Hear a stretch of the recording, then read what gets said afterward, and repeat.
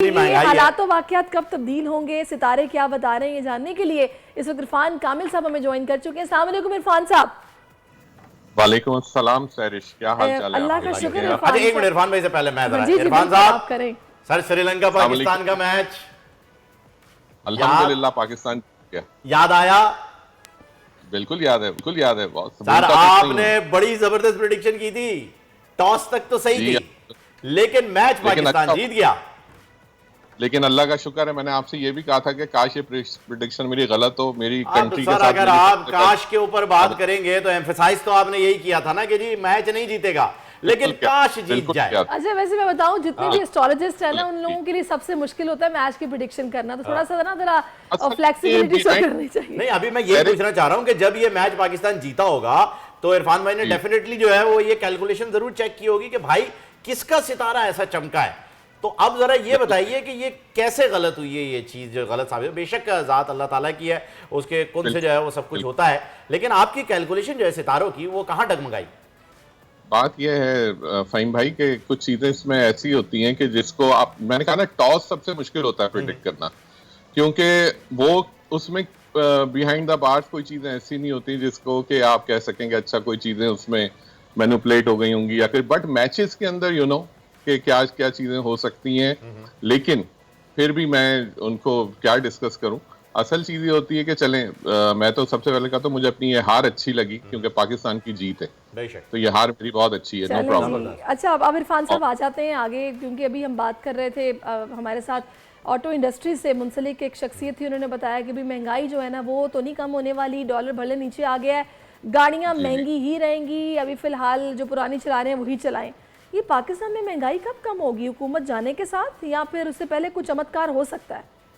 नहीं, एक्चुअली पाकिस्तान में जो महंगाई है ना, ये सबसे पहली चीज तो ये है कि जो हमने पहले भी कहा था कि सबसे पहले हमें अपनी नियतों को साफ रखना होगा, पहली चीज तो ये है।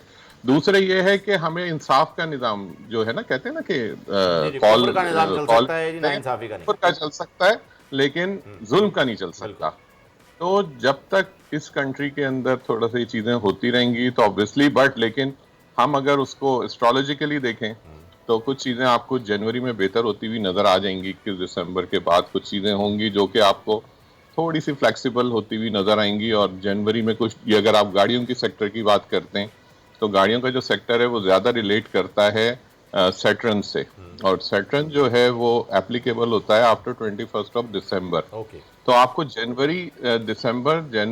दिसंबर का लास्ट, जनवरी एंड फरवरी का मिड, ये आपको जरा कुछ अच्छा नजर आएगा। रिगार्डिंग कार्स की प्राइजेस आपको थोड़ी कम नजर आएंगी, ये डॉलर भी इसी वजह से। लेकिन अब देखिएगा आप थोड़ा सा गोल्ड की प्राइस आपको ऊपर जाती हुई नजर आएगी अपकमिंग डेज में, जा रही हैं आपको गोल्ड की प्राइजेस ऊपर जाएंगी, क्योंकि ये दोनों चीजें बिल्कुल अलग अलग हैं। जब आपके डॉलर मीन यानी रुपी जो करेंसी है, जब ये थोड़ा डिवेल्यूशन की तरफ आती है तो गोल्ड प्राइसेस हाई होती है, जब गोल्ड थोड़ा डाउन होता है तो ये करेंसी हाई साइड पे आती है, क्योंकि दोनों चीजें डिफरेंट है। वो जुपिटर से रिलेट करता है। अच्छा इरफान भाई मैं ये जानना चाहूंगा कि जी आईसीसी का सबसे बड़ा मैच, सबसे बड़ा इवेंट जो है वो कल होने जा रहा है इंशाल्लाह, इंडिया और पाकिस्तान का मैच जो है, और 1,32,000 का क्राउड जो है, jam pack stadium, sold out stadium जो है वो इस वक्त मौजूद है, और दुनिया भर के अंदर जो है वो करोड़ों अरबों लोग इसे देखने वाले हैं, बड़ी लोगों की नजर है। और मैं चाहूंगा डेफिनेटली आपने भी इसके ऊपर जो है वो कैलकुलेशन की होगी, तो अपनी कैलकुलेशन और अपने इस इल्म की रोशनी में जरा बताइए कि क्या देख रहे हैं। देखें, कल का दिन जो है वो सैटरडे का दिन है, 14 अक्टूबर जब मैच होने जा रहा है। ये दिन टॉस के हिसाब से ये सपोर्ट करेगा बेसिकली इंडिया को, ठीक है। मोस्ट प्रोबेबली जो टॉस है वो इंडिया जीतेगा, लेकिन जो मैच है अगर उसमें किसी किस्म की, बिल्कुल ऑनेस्टी के साथ मैं कह रहा हूँ कि ऑनेस्टी के साथ अगर मैच हो तो फिर पाकिस्तान इंशाल्लाह will be the winner. Okay अच्छा ज़बरदस्त, क्योंकि इरफान साहब ऐसे ही एक दो और हमारे साथ एस्ट्रोलॉजिस्ट थे, टैरो कार्डिडोस थे, उन्होंने भी हमें कुछ इसी किस्म की प्रेडिक्शन दी है कि मैच पाकिस्तान जीतेगा, तो इंशाल्लाह हमें तवक्को अच्छी रखनी है। और मैं ये जानना चाहूंगा इरफान भाई कि आपने ये बताया ना कि जी पाकिस्तान जीतेगा, तो बिल्कुल इंशाल्लाह हमारी भी यही ख्वाहिश है और हमारी भी यही दुआएं हैं कि जीते।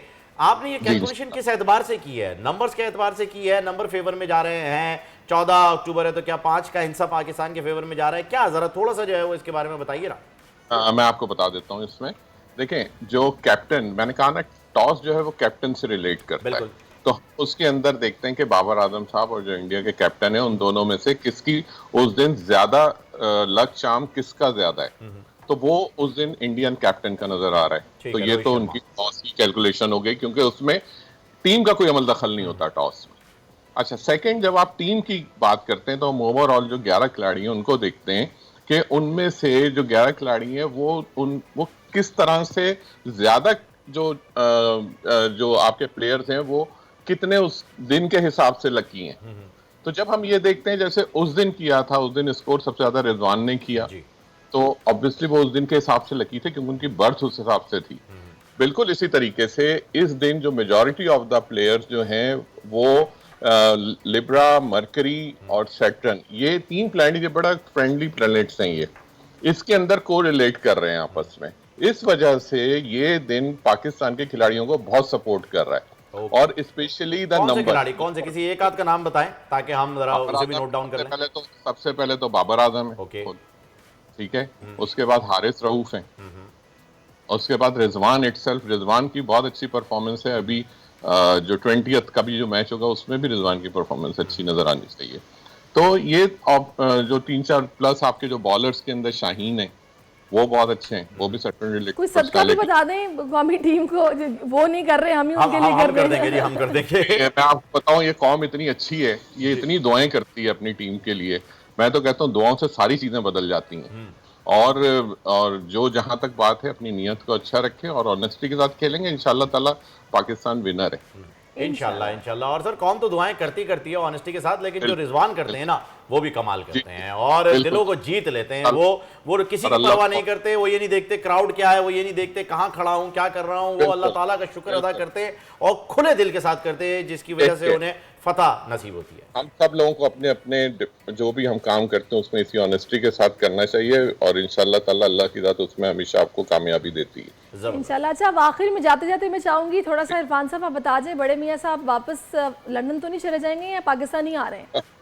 मुझे तो मुश्किल लग रहा है उनका भी आना यहाँ पर। अच्छा, मुश्किल लग रहा है, यानी कि वो जो अभी निकले हैं उम्रा करने के लिए, उम्रा करके वापस भी जा सकते हैं। डिफिकल्ट है ये। और मैंने कहा ना, दुबई से वापस जा सकते हैं। मैंने आपको बताया उनके लिए जो टाइम अगर वो आ गए तो वो बस 21 अक्टूबर है, उसके बाद शायद मुश्किल है फिर उनका आना, फिर डिफिकल्ट। हाँ, बस मुझे कुछ ऐसा सही है क्योंकि 21 अक्टूबर को सब चेंज हो जाता है ना। ये आप लिब्रा से ट्रांजिट कर जाएंगे बेसिकली स्कॉर्पियो में, बिल्कुल इंटायरली डिफरेंट हो जाती हैं सब। वेनस से आप ट्रांजिट करते हैं मार्स के अंदर, बहुत डिफिकल्ट टाइम होता है फिर वो। चलें, तो इस वजह से लगता तो ऐसा है कुछ। ठीक है जी, बहुत शुक्रिया आपका। आप हमारे साथ इरफान साहब मौजूद रहे और आपने इस हवाले से हमें बताया कि सितारों की चाल क्या। आपका शुक्रिया अदा करेंगे। सब्सक्राइब करें और बेल दबाएं ताकि कोई खबर रह न जाए।